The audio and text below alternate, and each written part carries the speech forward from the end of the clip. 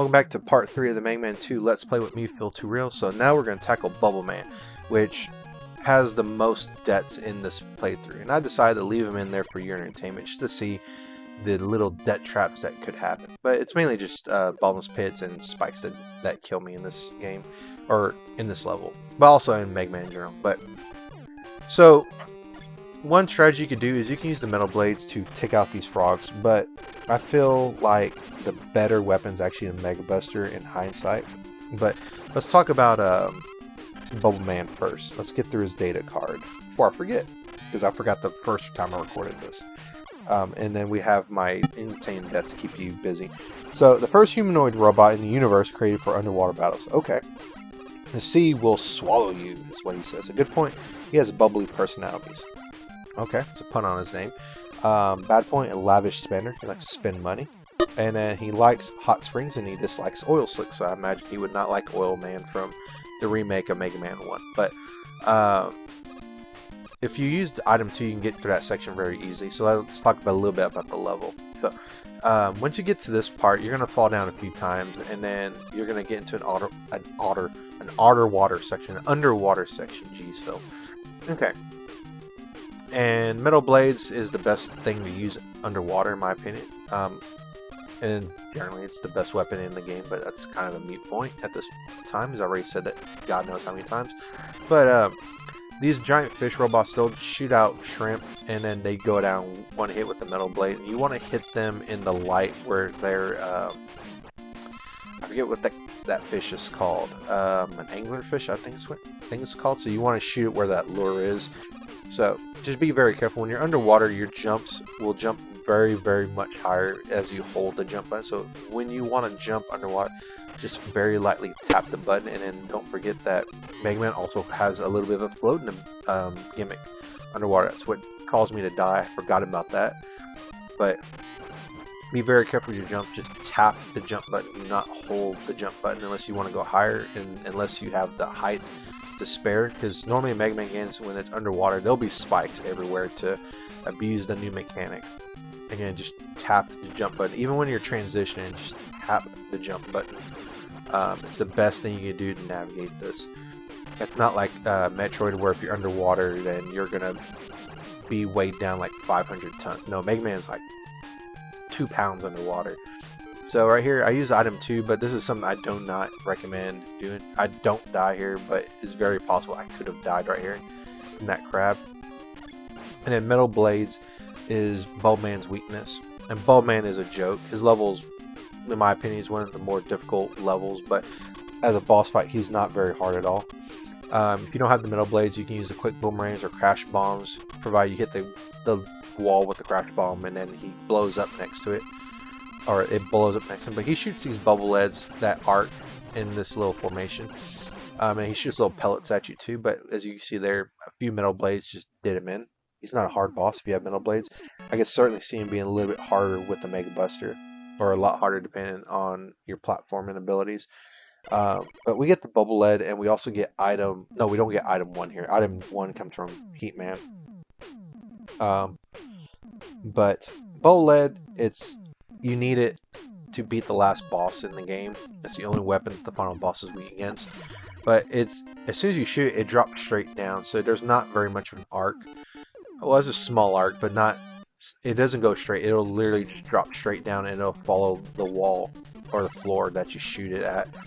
But Heatman, what you want to do here is you want to conserve item 2. So I'm going to use item 2 here in order to get through a section, but I definitely should not have used it, because it will pay off at the very end of this level to have as much item 2 energy as possible. But let's talk about Heat Man. Let's pull up his data card. His data card says a robot created from Fireman. So is he Fireman's son? And do not use item 2 right here. His saying is, wait a minute, I'll get ignited, because he looks like a lighter. A good point, living. I'd imagine that's everyone's primary concern, right? Bad point, burnt out. He likes barbecue. Hey, like me. Dislikes ice cream. Okay, me and him would not be good friends, because I love ice cream. Ice cream is my favorite dessert. Item 3 would be what you want to use to get up here. If you had some item 1, I could see it being useful, but item 3 is by far the better item to use there.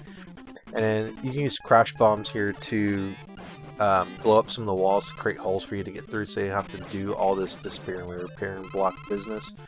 But if you used up some item 2 energy, I highly recommend to farm the energy to use it to its best use in this level, or best case in this level, or situation. Best situation to use it for. Third time's a charm, right? And Crash Bomb, of course, blows up some of these walls. You can get through them very easily. So you want to shoot that, and then wait for it to blow up, and then jump, and then go through. And then, oh geez, I forgot about the section. So right here, I'm holding right and I'm jumping, that way I don't fall down. So I'm thinking the platform is going to push me off, so that's why I'm holding right and then jumping. But yeah, so Crash Bomb is very useful here. And then what you want to do is you want to use item 2 right here.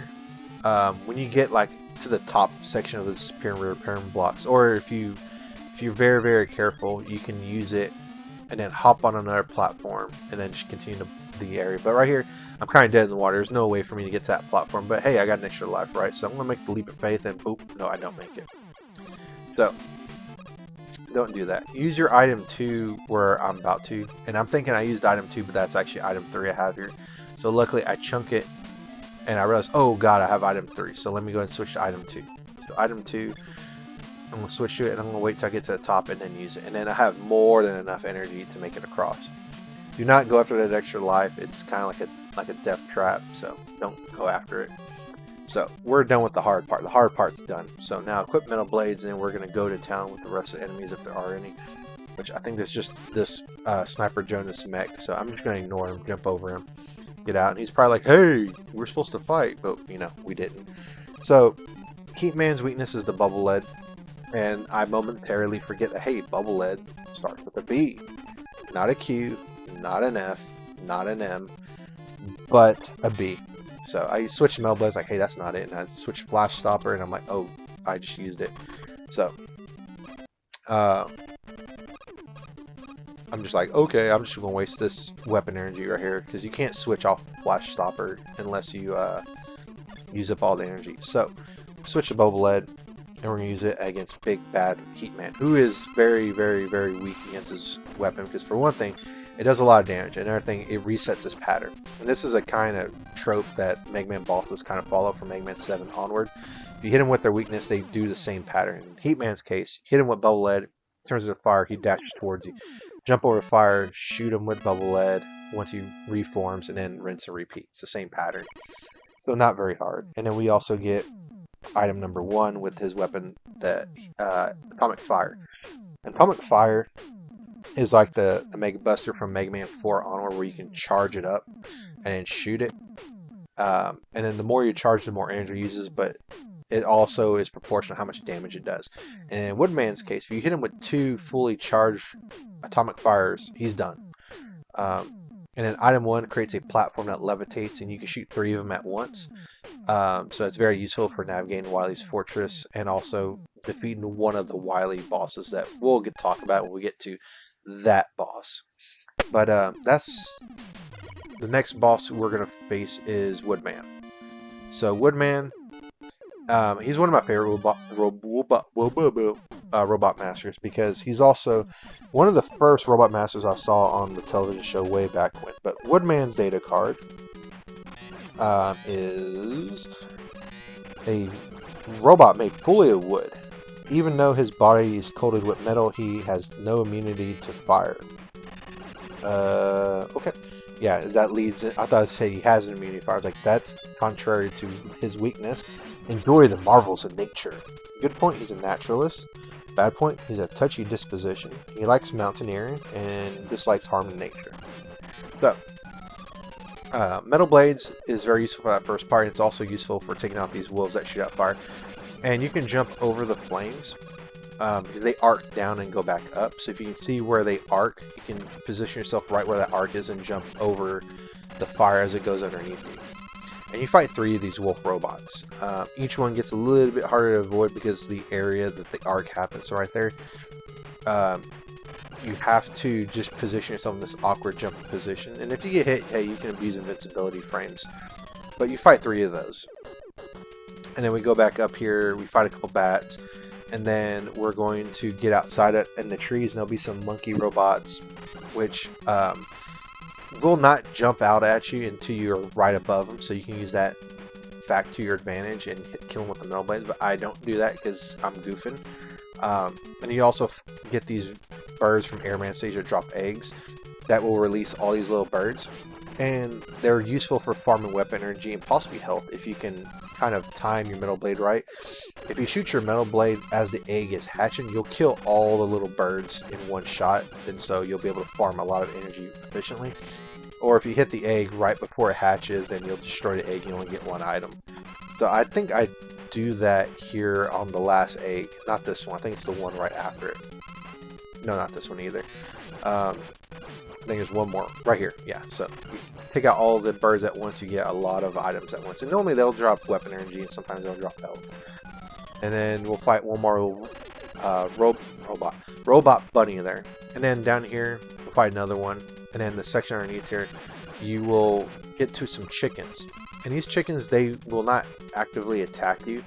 One more screen. But they won't actively attack you, and they will jump over you as soon as you're about to get hit by them. So if you know that knowledge, you can avoid them. You can't really damage them, as I'm showing there with the metal blades. But stand right in front of them, and they'll jump over you. You can't run into them and then have them jump. They'll jump as soon as they're about to crash into you. So we want to equip the atomic fire, not the airman ability. So we want to equip atomic fire, which is an H, not an A. And you want to start charging it after you're in the room. So charge it up. He'll get his leaf shield up, which will block the attack, and then he'll drop leaves from the top, which will hurt you. And then just shoot him. Right here, I probably should use an energy tank, but I managed to jump over that first one and then hit him with atomic fire, and boom, he's done. So 2 hits of the atomic fire, and he's done like dinner. And so with that, we will get the leaf shield, which is it's not a good weapon. It's only useful for taking out airman. But even then, the Mega Buster is useful for taking out airman, you know, in the first phase of his fight. But we'll talk about the next level as we finish the last of the 8 Robot Masters. Now we take on the evil, bad Dr. Wily and get introduced to one of my favorite tracks in all of Mega Man. So I'll catch you in the next one, guys. Bye.